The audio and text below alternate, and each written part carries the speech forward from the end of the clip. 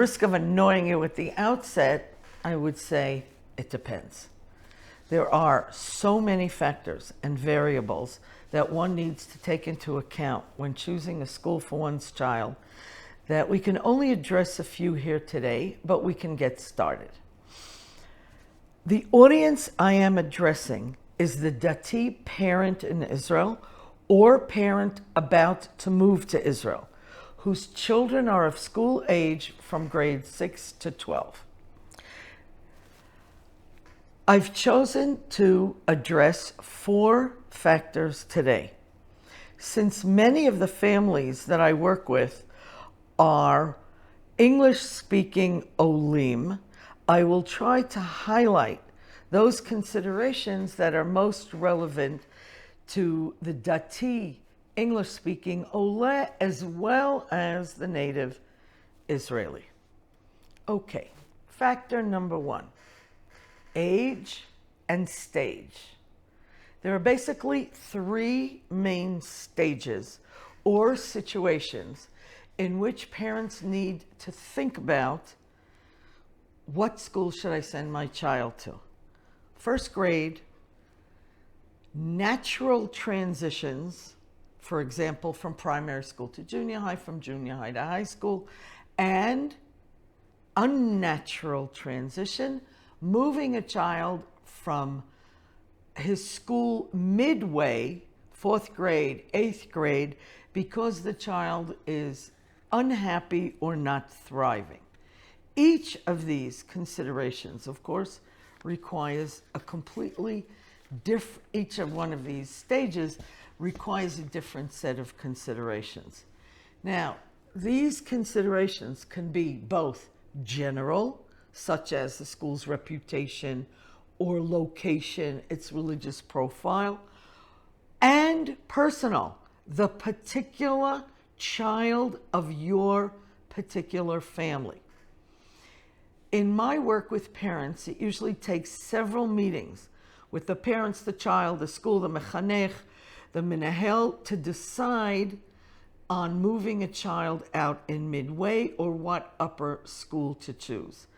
The very personal aspect of this decision precludes our discussing it to its fullest in today's video, but I do want to address a little bit how your child's status as an Ole should impact on that decision.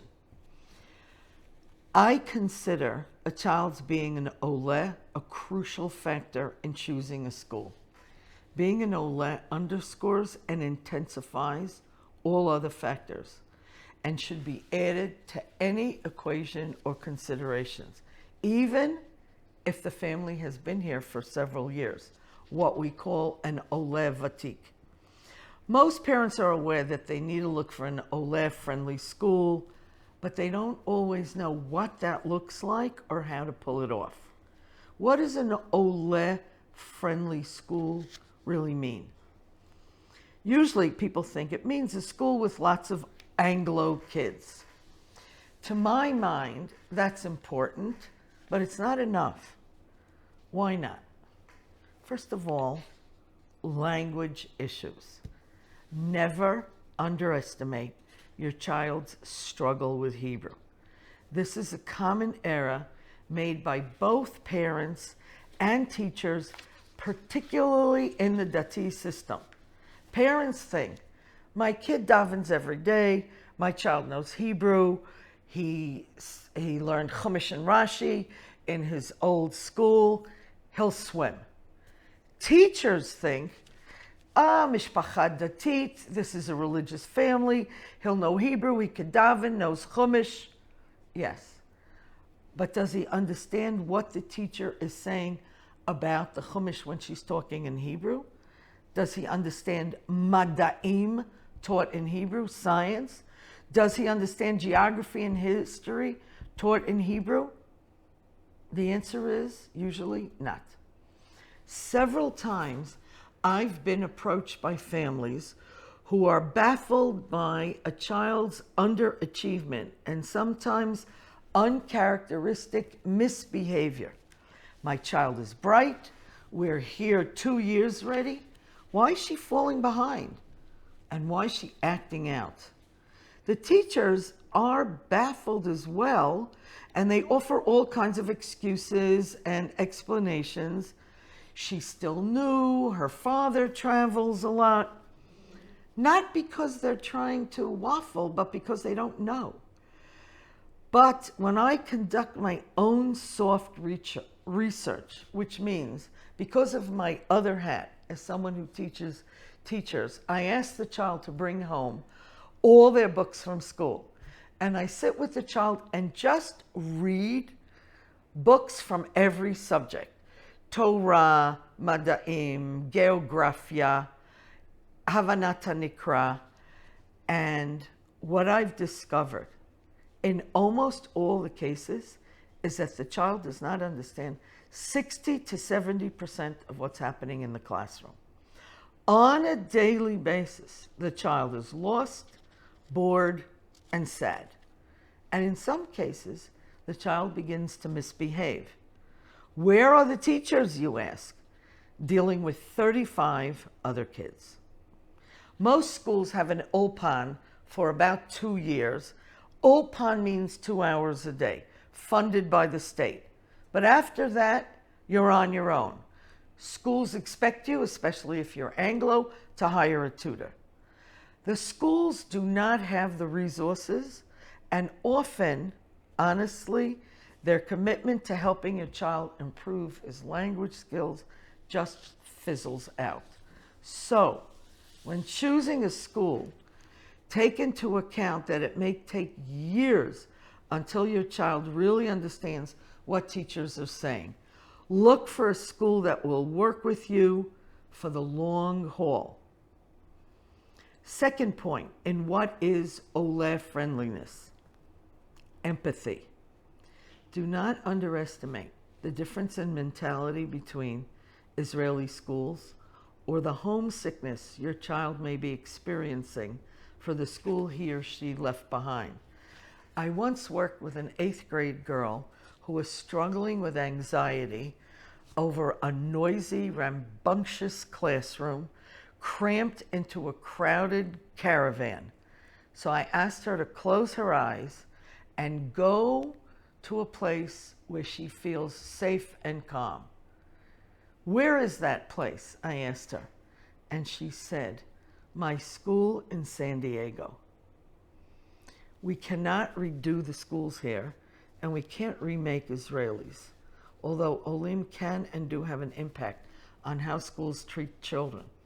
But we can look for schools that will understand and empathize with your child's homesickness. You don't want a school where the teacher will say things like, but there you are in Galut. Here you're in Eretz Yisrael. It's been said. Most parents are aware of the obvious, the age, the stage in life, but they underestimate the impact of the Oleh status. They want to acclimate, they want their kids to acclimate, and sometimes they miss the fact that it may take a very long time. Okay, let's leave Olim and let's return to the big question of what are we to consider when choosing a school for our child? I'd like to address 3 major factors: family and family context, friends, and the interest and abilities of the particular child. These factors are relevant both to native Israeli parents, to Olim Chadashim, and Olim Vatikim. Let's talk for a minute about family. Everyone knows that the nuclear family is important. When I work with families, I send out a questionnaire in which I ask the family to tell me a little bit about themselves, where they lived before they made Aliyah, if they live in Jerusalem, where they lived before they lived in Jerusalem, what matters to them, and a little bit about each sibling of the child that you are thinking about what school to send to. But for our purposes today, I want to add what I think is not a given for everybody. I want to broaden the concept of family to extended family, or what I call family context.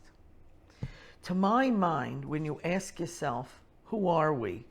Your answer needs to include not just your immediate family, but also grandparents, aunts, uncles, and cousins. What is the religious profile, not just of your nuclear family, but of the extended family as well? What's the educational profile, not only of your immediate family, but of the extended family? Because your child is part of a whole, and that whole needs to be considered when choosing a school.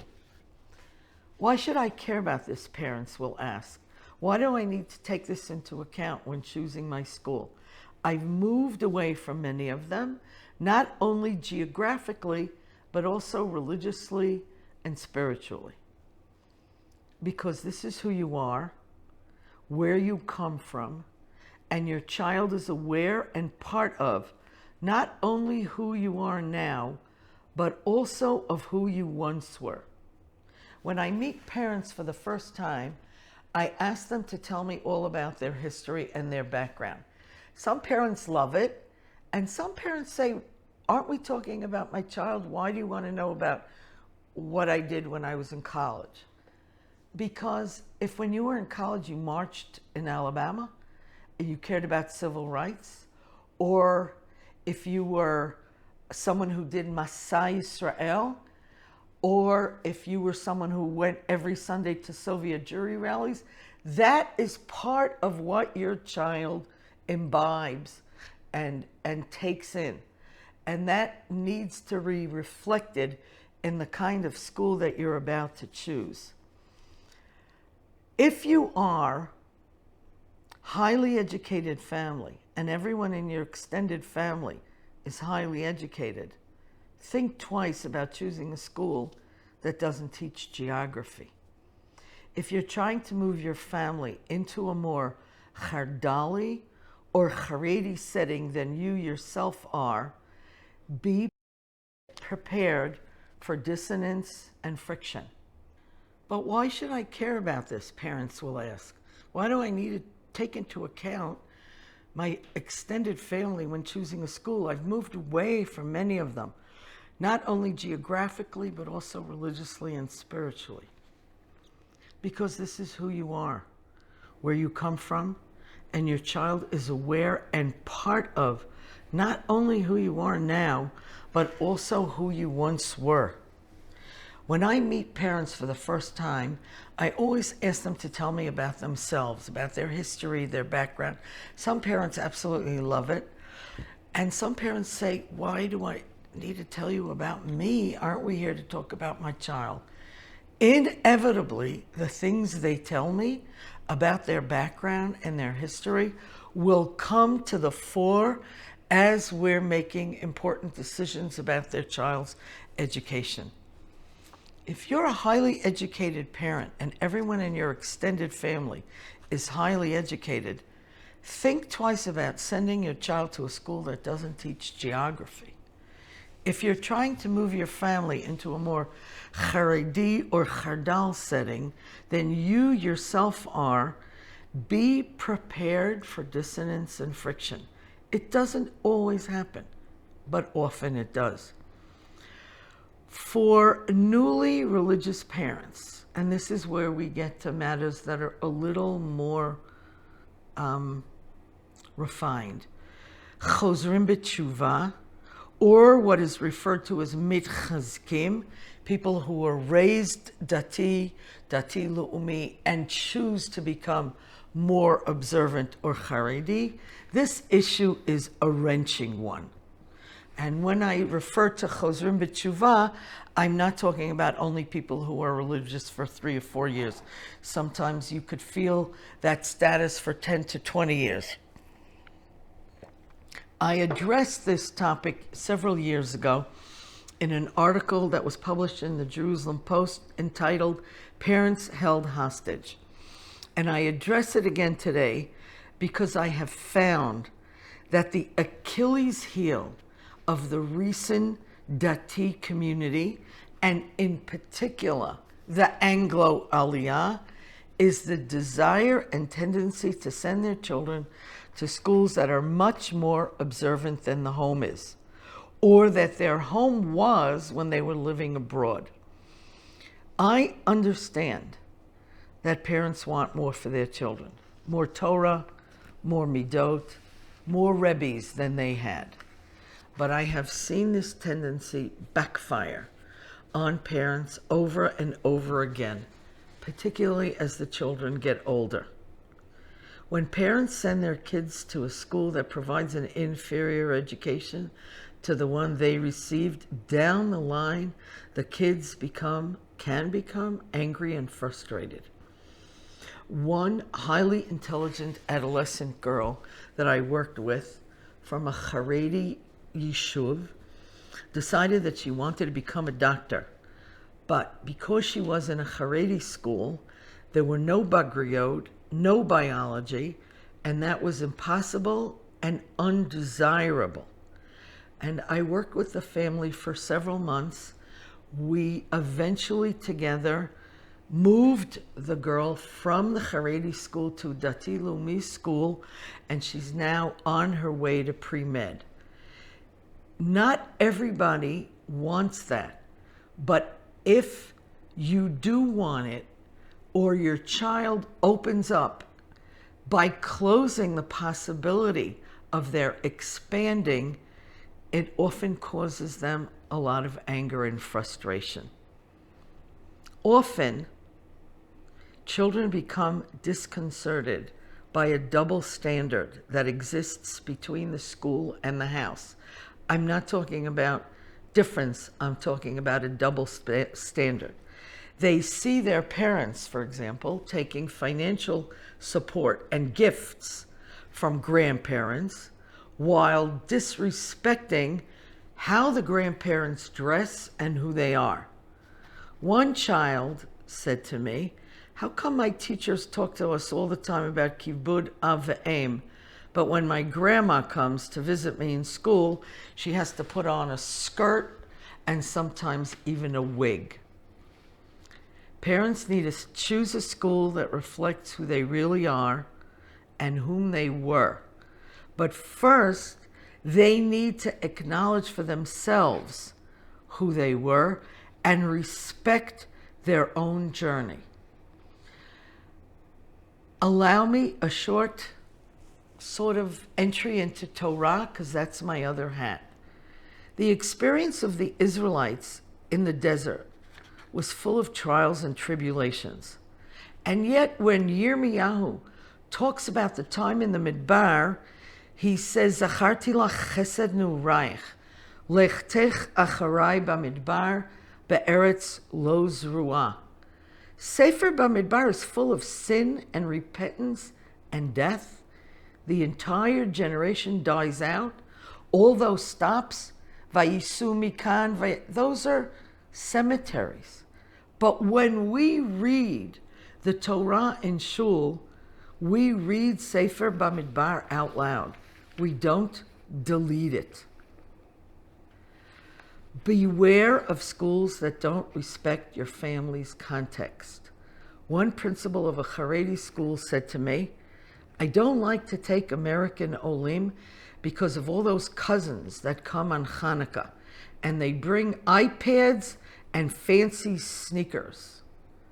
"Those cousins are family," I replied, and advised the parents to steer clear. The second consideration in choosing a school: the first, family context and internal process of parents to acknowledge who they are, who their extended family is, and what their journey was. The second is friends, and friends is a tricky one. This issue is not at all unique to Olim or to Jews or to any denomination, so I will not address it at length. Friends matter to everyone, everywhere. But I will say this to alert you. Friends are crucial, but it depends. Sometimes the well-being of a child demands a parting or requires a parting from friends. If all the chevra are continuing to the local school, but you know deep down that he or she should move to a new school, it's time for a change. Push for what you think and ask yourself, which need is greater, my child's growth and success or hanging out with his best buddies? Your child may fight you on this, but you need to be the responsible adult. Next factor. First factor was family context, second friend. The third, and what you think will be obvious, is the interests, abilities, and talents of your particular child. A question you need to ask when choosing a school is, will my child thrive here? That's obvious, you say, but it isn't. Because when coupled with the issue of friends and the issue of family, this consideration often takes a back burner. If all our friends' kids from shul are going to Sinai, I'm making up the names of the schools. All the schools that I will mention are made up names. If all our friends' kids are going to Sinai, and Sinai has the finest kids in it, and Sinai is a really, really prestigious school, why shouldn't I send my son there? Because Sinai is a tough school, there's a ton of homework, and your son can't sit still for so long. He'll struggle to be second best. He'll muddle through, but he won't thrive. Or Haner, again, a made-up name, is the local school, and all the kids from shul are going. Why shouldn't I send my daughter there? Or my son? Because there are 4 hours of Gemara every day, and your son does not like Gemara. He loves sports, but there's only gym twice a week. Because Or Haner has a very, very strict dress code for girls, and your daughter needs some leeway. She doesn't want to be chippered. Olim are particularly vulnerable here because they may not know what the options are, and they desperately want to be part of the community. As a new Ole, I fell into this trap myself, and I'll share the story with you. We were only here 2 or 3 years when I got a call from a very activist parent who said, we're starting a new Dati school that will be child-centered, as opposed to the other schools that are what we call content-centered or material-centered. It sounded wonderful. And had I been asked that in the States 3 years before, I would have jumped. But I was new, and I wanted to belong. And I wanted to send my kid to the local school where I would see the parents in the store and in the shul, and I didn't move my child. 5 years later, I moved my child to the school that they had called me about. But I was no longer new, and I was willing to take certain risks. So, be aware that even though we want very much to be part of something, and parents want to send their child to a school where the other parents look and sound like them, be very careful about your particular child and his strengths.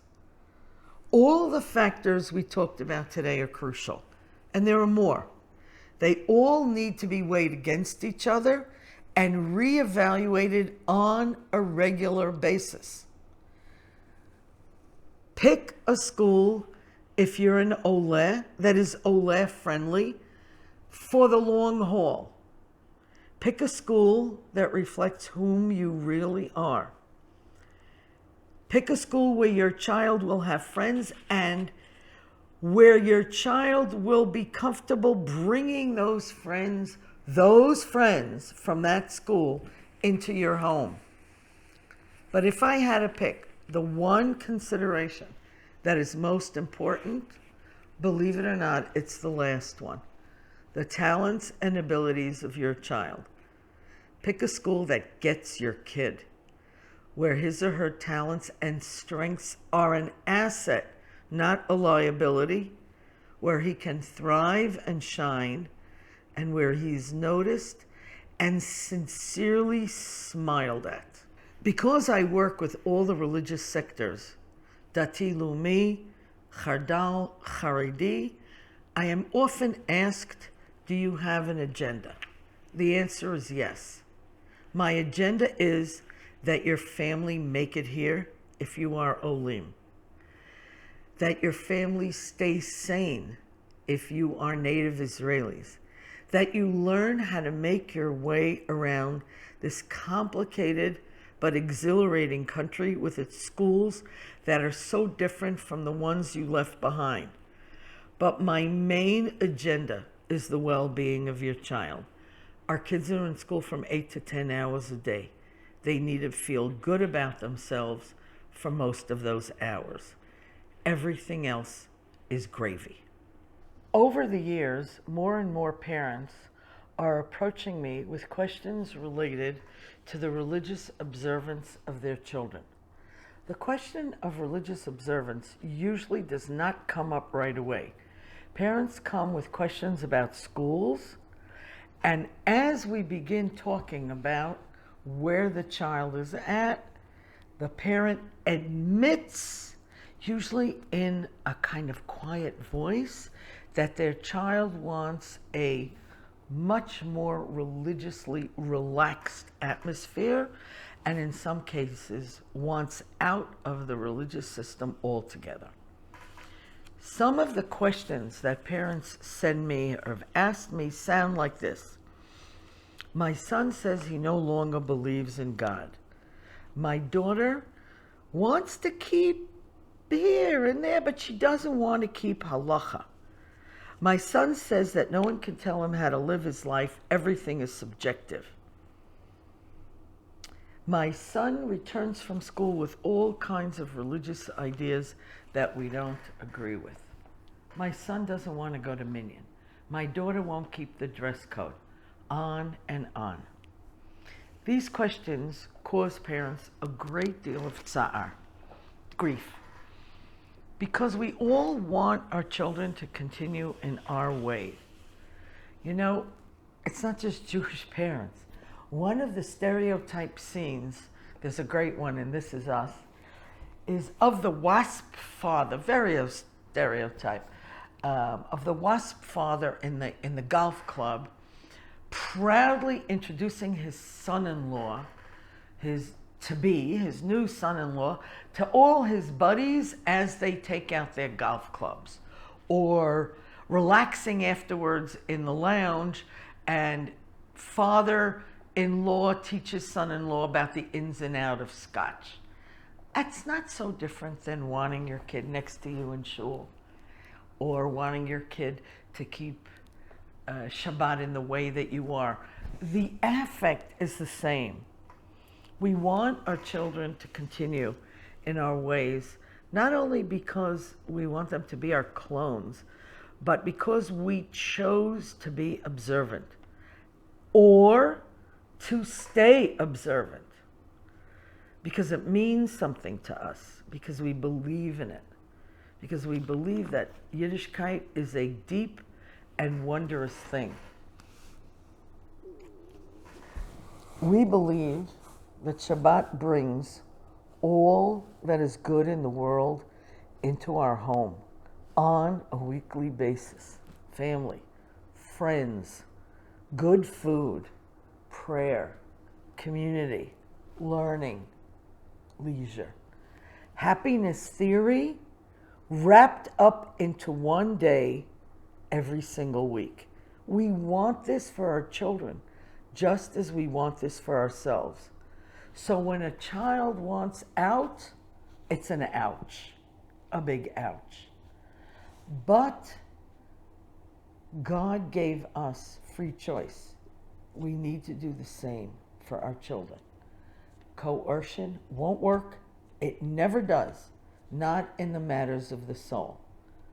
As Rabbi Hanina said a long time ago in Masechet Brachot, Hakol bidei shamayim, chutz miyirat shamayim. So way back then, they got it. So what do I do? Asks the parent in a panic. Number one, do not panic. First and foremost, do not panic. Do not cry and cringe, and do not invoke dead grandparents, especially not survivor ones. Let them rest in peace. Number two, get curious.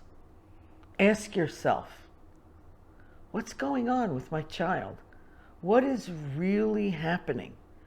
Is this rebellion, or does my son just want to sleep late on Shabbos morning? Why is this happening now? 3, investigate. Or, in simple language, start to listen. Approach each child differently, but most important, approach them. Don't sulk and get into bed in an embryonic position. Talk to them and find out what's going on. But don't just do it as a tactic or as a strategy to get them to put tefillin on again.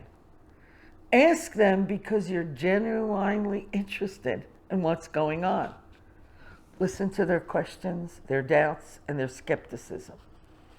Understand that questions and skepticism are part of growing up and a very important part of adolescence, just like acne and hair gel. Expect this stage to come. Be prepared for it. Don't be blindsided by it. Talk to your kids as if you expected this stage to come, as if it's part of being a healthy, intelligent, and thoughtful human being, even if your heart is breaking inside. Number 4, try to see things from their perspective. This is a tough one. In my opinion, there's a difference between girls and boys in the whole question of slacking off. I prefer to use the term slacking off rather than off the derech. Something about off the derech grates. I think that boys want out because they're overloaded. It's too much. Too much. Davening, tefillin, kippah, long shachris, mincha, marav, they're overloaded. But girls want out because they have had it with the dress code. They don't want to be told all day long to move their skirt down, these two are different.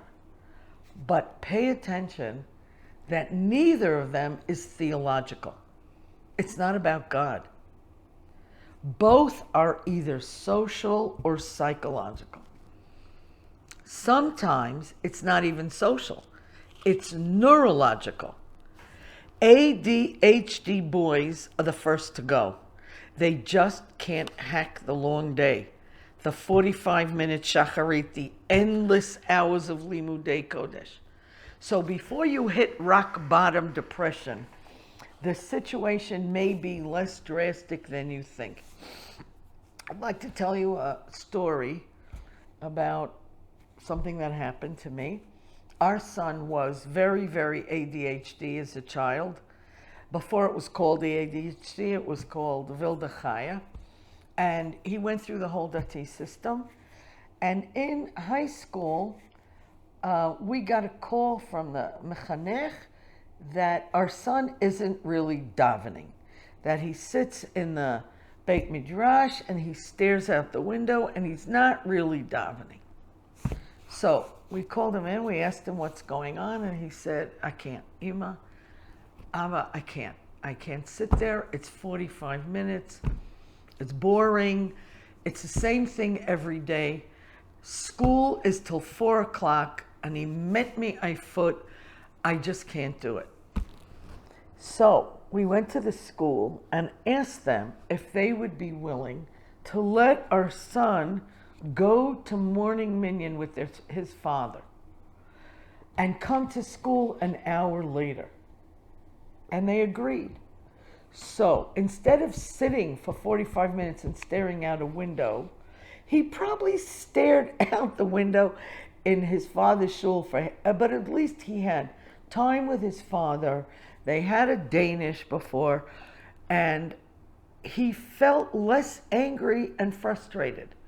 So there are two important things to note about this story. One, the school listened.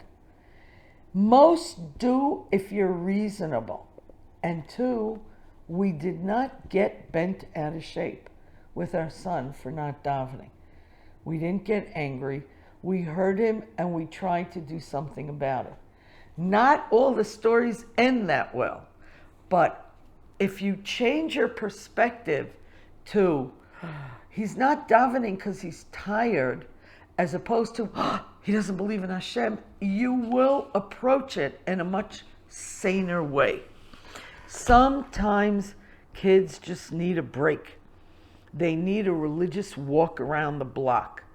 Slacking off is not the same as out and out rebellion. Number 5, and this one may be new to you. Talk about yourself. Not all parents know how to do that, but I think it's crucial. Talk about you. Talk about what you care about and why. Talk about your husband and why he cares, or let him talk for himself. Don't give musar, give insight into your own feelings and thoughts. Start sentences with the word I. I love Shabbat because this matters to me, because I also feel restricted by all these rules, but I'm willing to give up some of my freedom because I see the big picture, and I feel that Yiddishkeit offers me a significant life. Talk about you. 5, set reasonable boundaries. Having said all this, I want to clarify that I think that it's okay, even imperative, to make rules and demand certain behavior while your child is living at home. It's okay to ask your daughter to keep to her school's dress code until she graduated. It's okay to insist that children come to shul on Shabbat or on Yamim Noraim, if not for all of the davening, then at least for some parts of it. It's okay to expect that the rules of the house be respected. But the rules need to be reasonable, and it must be done without rancor. It is not okay to coerce, prohibit, or punish. No minyan, no movies. That will never work. Number 6, ask advice. Talk to anyone you respect. But before you speak to rabbis, talk to smart parents who've been through this before you, and ask them how they reacted. Ask them, what did you do right, and what did you regret? What do you regret? There is no greater resource than a parent who's a stage ahead of you in raising his child. Remember at all times that most adolescent rebellion is hormonal and not theological. Number 7, life is dynamic, not static. Having done all these wise... you want to stop? Oh, so now we have to go back. Okay. Number 7, life is dynamic, it's not static. Having done all these wise and mature things, you still may not win.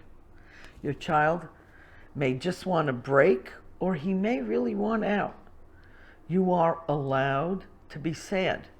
You're even allowed to say that you're sad. But you need to decide somewhere along the line what winning means. What's more important? That your child keep your God or that you keep your child?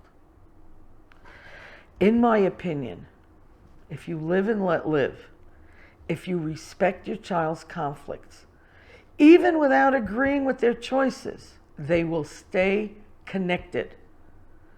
So, in summary, here's my take. Yiddishkeit is about 20% belief, 30% music, nigunim, soul music, kalbach, and 50% cholent.